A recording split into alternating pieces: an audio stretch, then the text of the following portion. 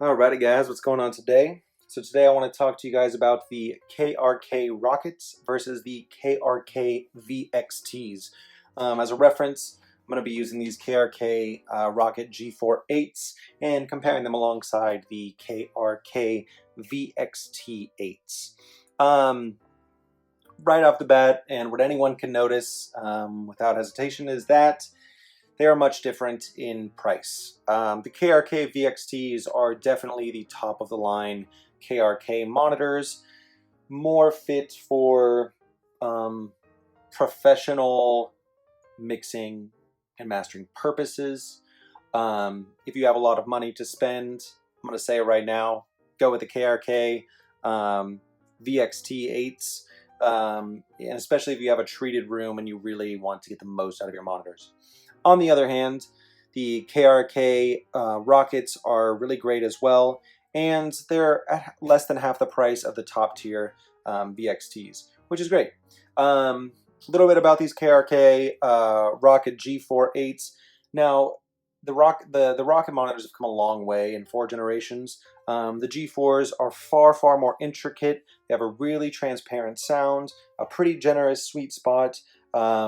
The Generation 4 has really improved on the low end. They have the front firing ports now, which are great for use in small studios. They keep, the bass out in front so that it doesn't move up on walls or windows or flat surfaces behind and create a really nasty resonance. In terms of power, there's a lot of power here. You can really crank them up if you're, looking to impress your clients who are coming in. And you also have the ability to adjust the frequencies as well with the LED equalizer that is on the back here, if you can see that. So all around, I think they've come quite a long way since the early days of the Rokit line, which is why, if you're looking for a good mid-range studio monitor to get you started that still has a lot of power and it's not going to be your weak 5-inch woofer design, then I would highly recommend going with these.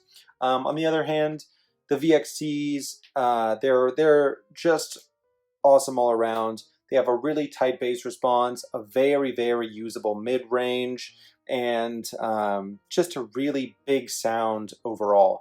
They're incredibly loud. They're great for large studios, and just better for, in my opinion, professional environments and situations where you need the most out of studio monitors.